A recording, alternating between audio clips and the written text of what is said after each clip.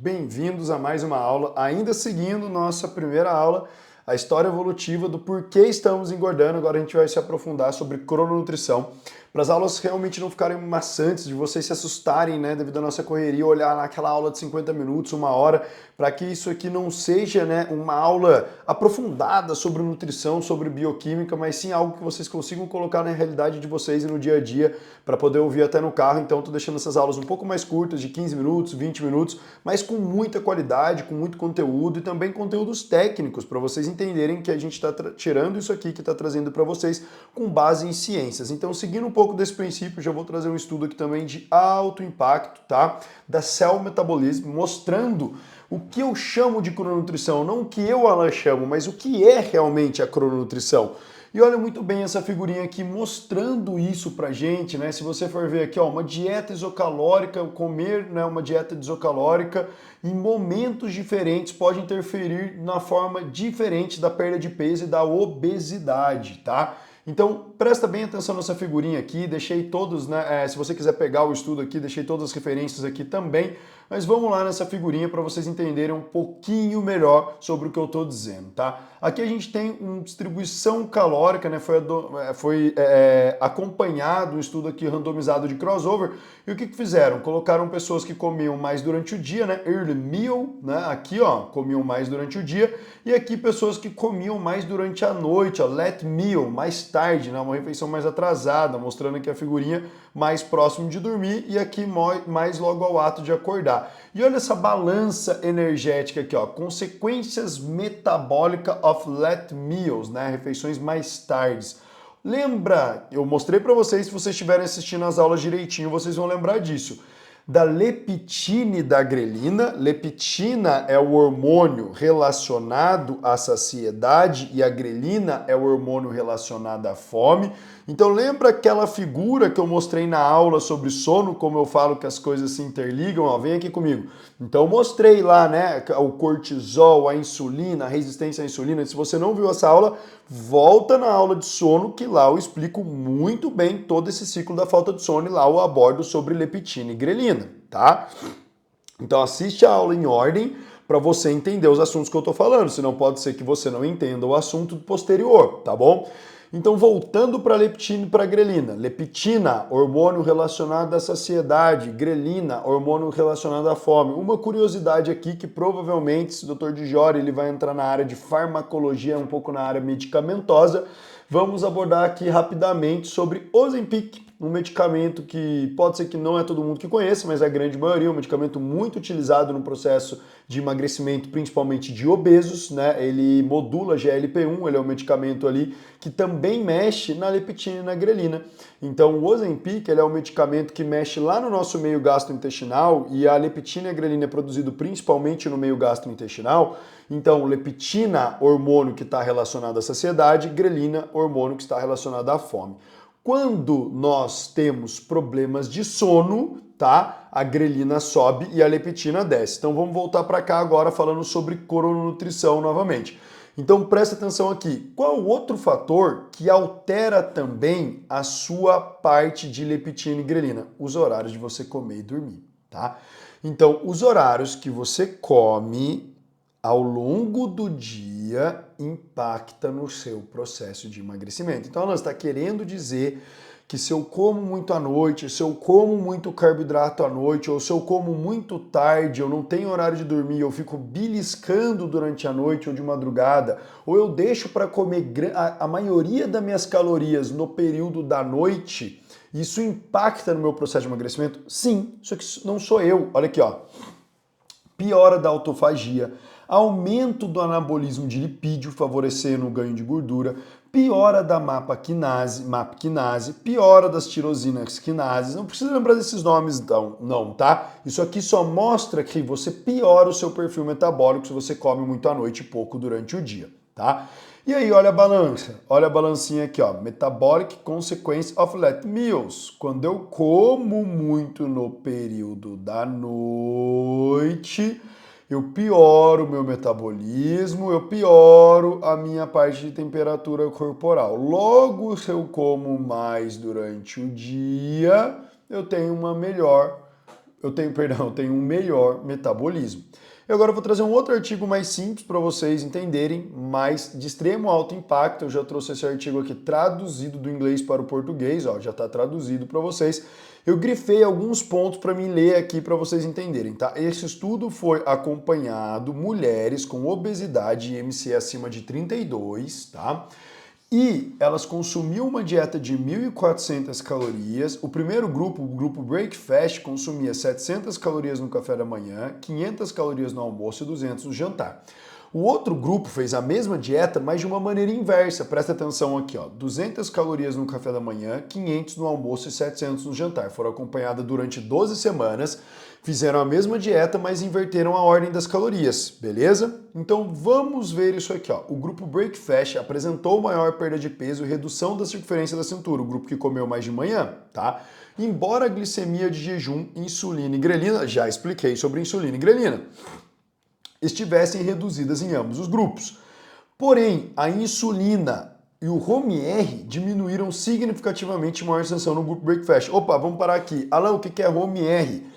É um índice de resistência à insulina. Lembra na aula do sono, no gráfico? Resistência à insulina elevada atrapalha muito o processo de emagrecimento, muito mesmo.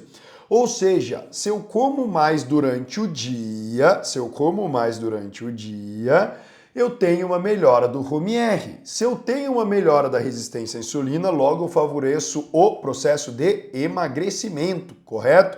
E é isso que esse estudo mostra. Aí, olha só para vocês, eu vou continuar aqui a aula e vocês vão entender isso. Olha só o excesso de carboidrato à noite, o que leva. Os níveis médios de triglicerídeos diminuíram 33,6% no grupo Breakfast, mas aumentaram 14,6% no grupo Dinner. Ô louco, o que você está querendo dizer com isso? Grupo Breakfast, o grupo que comeu mais de manhã, né? Breakfast de manhã, reduziu os triglicerídeos, né, que está ligado ao colesterol, reduziu os triglicerídeos em 33,6%.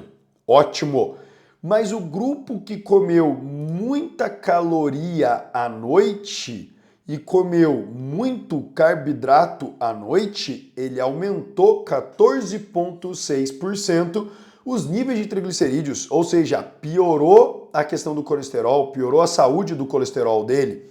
Vamos ler a conclusão, né? Isso aqui é só um resumo que eu trouxe para vocês do artigo. Quem quiser ler tem na íntegra, eu vou deixar para vocês.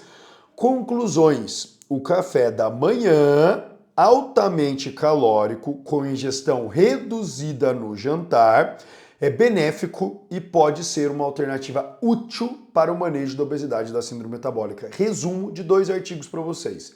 O ideal é que nós consumimos mais calorias durante o dia e menos durante a noite. Ou seja, em resumo, isso é crononutrição. O horário que você come pode impactar no seu metabolismo, nos seus hormônios. Então devemos consumir grande parte da nossa caloria durante o dia. Tá vendo que eu ainda não falei de déficit calórico, caloria, mas é estilo de vida? Pequenos detalhes que você pode mudar na sua rotina já podem fazer muita diferença no seu processo de emagrecimento, simplesmente parar de ficar comendo muito à noite e comer mais durante o dia. Por isso que eu falo que a gente tem que seguir a base do homem da caverna, a base fisiológica do que o ser humano nasceu para ser. Nós, seres humanos, nascemos para comer mais durante o dia e menos durante a noite. Isso é fisiologia básica, desde a era evolutiva. Comíamos mais durante o dia, caía a lua, nós íamos para a caverna dormir e se esconder do predador. Não tínhamos comida estocada. Se você não assistiu a primeira aula, volta e assiste a primeira aula para entender a era evolutiva, a história da era evolutiva e por que nós estamos engordando, ok? Então, vamos continuando aqui. Aí eu trago aqui para vocês, tá? Vou tirar aqui um pouquinho eu de lado aqui, beleza? Então vamos descer um pouquinho aqui. Aqui, lembra que eu falei de novo, tá vendo como as coisas se conectam, pessoal? Tá vendo como não tem como eu desconectar a nutrição, desconectar de sono e falar só sobre comida, só sobre déficit calórico? Isso aqui mostra simplesmente que a partir das 8 da noite a gente inicia o processo de produzir melatonina para regular o sono.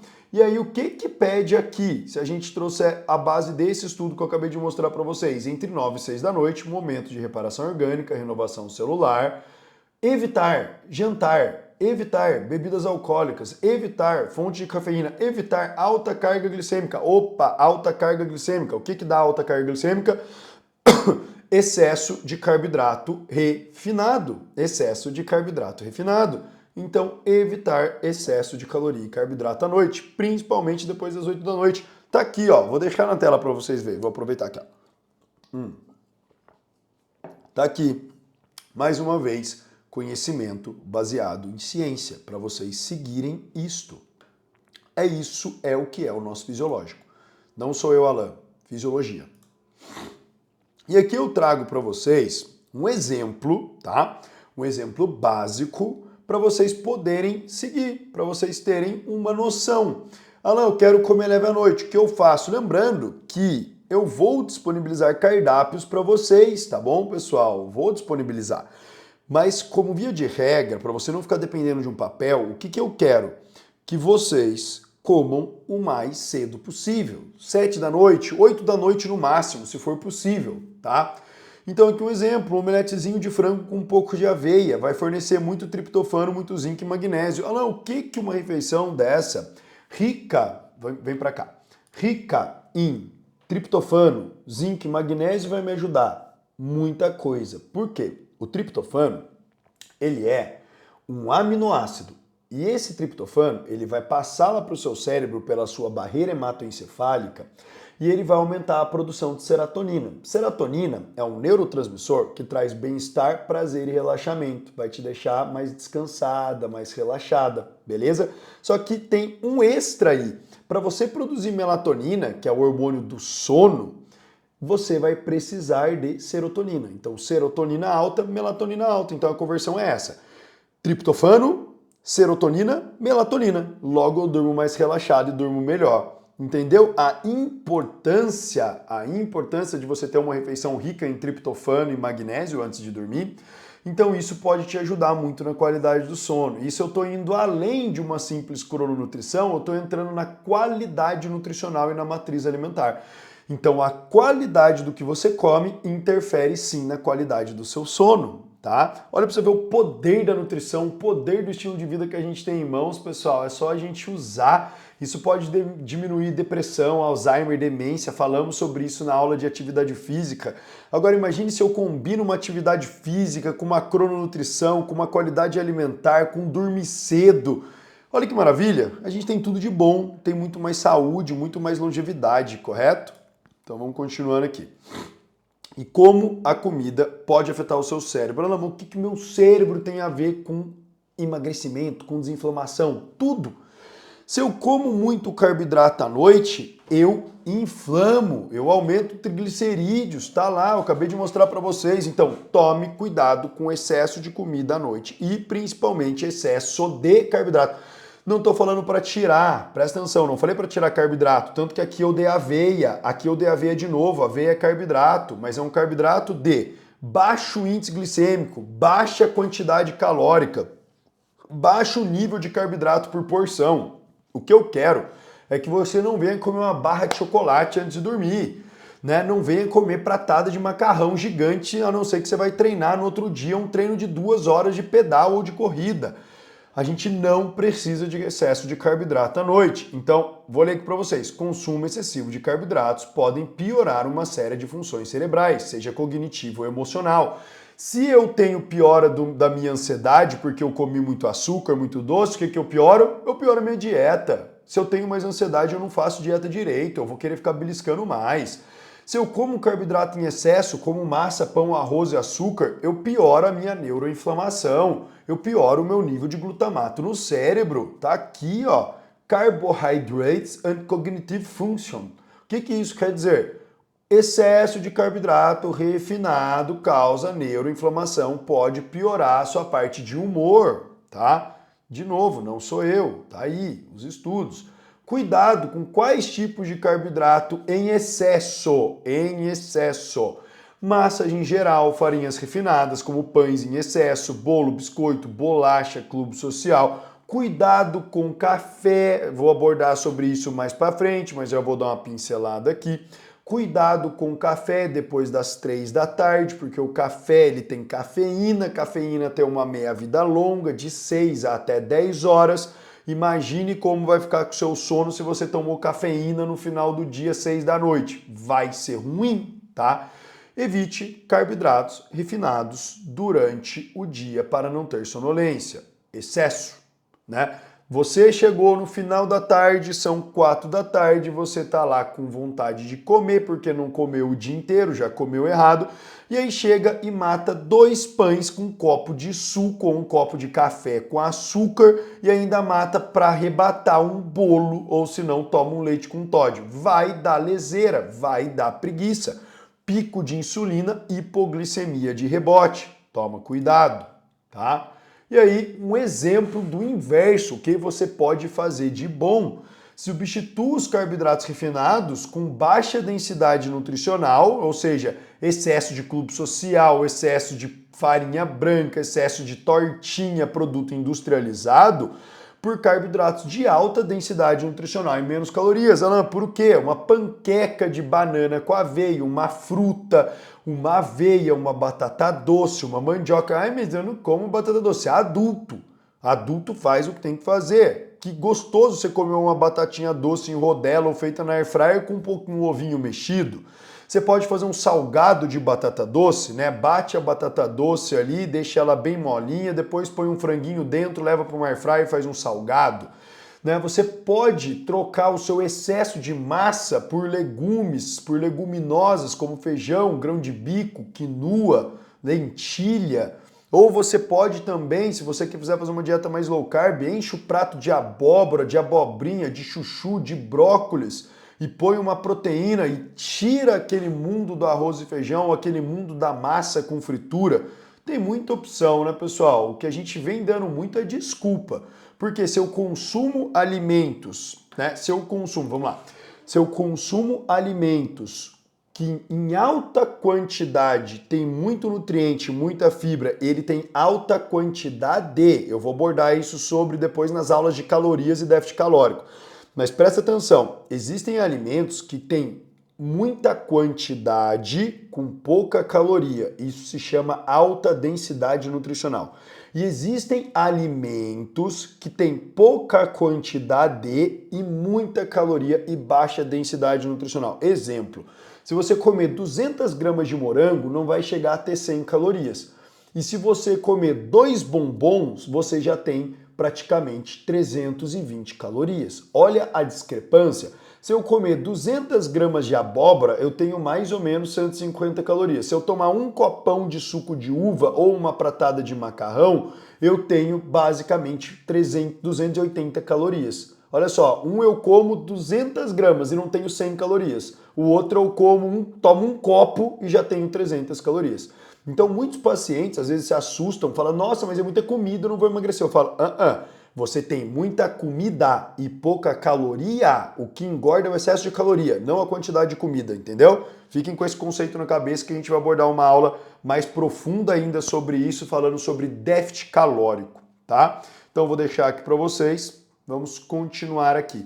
E aí, um outro estudo, vou trazer esse estudo aqui no final para vocês, mostrando o comparativo de carboidratos simples e a cognição global. A cada 60 gramas de ingestão diária de açúcar, reduziu a pontuação do mini exame de estado mental, MEM. Avaliação de orientação, capacidade de atenção, memória, divisão de espaço e fluência verbal, em até 10 anos adicionais à vida. O que eu quero dizer? Que pessoas que comem excesso de carboidratos simples, excesso de caloria, excesso de açúcar, têm uma piora de até 10 anos na parte cognitiva. Tá aqui, ó. Associação entre consumo de ultraprocessados e declínio cognitivo, né? Grupo que consumia mais ultraprocessados, declínio cognitivo em 25%, 28% mais rápido declínio cognitivo. Grupos que consumia ultraprocessados, mas também muito mais frutas e vegetais, não teve uma queda tão expressiva. De novo, pessoal, é ciência, são fatos, são dados. Não é falácia, não é achismo, não é blogueiragem. É ciência, é claro e objetivo para vocês, tá? E em resumo, lembra que eu estou falando muito de impacto psicológico, ansiedade, depressão, demência e alimentação? O que isso tem a ver com emagrecimento? Tudo, tudo. Porque se eu não como bem, se eu tenho piora do declínio cognitivo, se eu tenho ansiedade, logo a chance de eu seguir dieta é muito menor, é muito menor. Então eu preciso estar com a minha via psicológica saudável, beleza? E aí vou resumir. A ingestão inadequada de macronutrientes, carboidrato, proteína e gordura, isso são macronutrientes, compromete o funcionamento ideal do corpo humano. Ela desempenha um papel no desenvolvimento de doenças cardiovasculares, câncer, diabetes tipo 2.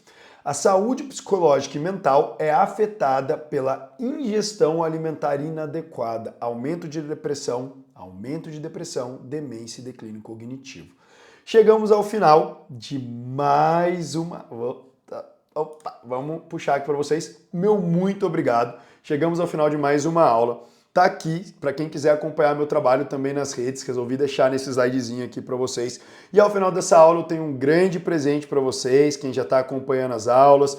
Quem não está acompanhando, vendo fora de ordem, tudo bem, mas é ideal que vocês vejam dentro da ordem, porque às vezes eu vou falar alguns conceitos, como eu falei nessa aula de hoje, alguns hormônios, alguns conceitos, que possam ser que você não entenda, porque você não viu as primeiras aulas, então volte e vê as primeiras aulas. Espero ter ajudado muito vocês. Qualquer dúvida, mais uma vez, eu sempre vou refrisar isso, que as pessoas têm medo, têm vergonha, esquece de tirar dúvida, mas eu vou refrisar mais uma vez. Vocês só vão aproveitar esse curso se vocês tirarem as dúvidas, usar a nossa equipe, tem a minha equipe, tem a equipe do Dr. Dijori, a minha equipe tem nutricionistas, tem eu, tem estagiários de nutrição, estamos todos em prol de uma melhora de saúde de vocês e essa perda que a gente falou, que é uma perda que a gente comentou, de até 8 quilos. Se vocês fizerem tudo direitinho, vocês vão sim perder até 8 quilos em 8 semanas, é super possível, super plausível. E vamos ao presente. Então vou deixar aqui, tá? Vocês vão apontar o seu celular e aí vão pegar todo o bônus, tudo que eu passei aqui para vocês e mais, tá? Eu tenho uma palestra mais robusta que eu juntei com essa aula para vocês e vocês vão ter acesso a todos os slides e todos os estudos. Meu muito obrigado mais uma vez. Agradeço para vocês que estão nesse curso conosco. Eu espero de coração, grandemente mesmo, de novo, né? Impactar a vida de vocês de forma positiva, nem que seja um pouquinho, vocês levem isso ao resto da vida e que vocês não tenham só emagrecimento, mas sim uma qualidade de vida muito melhor para ter mais tempo com a sua família, mais tempo com seus filhos e uma melhor autoestima para viver melhor. Muito obrigado, um grande abraço, até a próxima aula.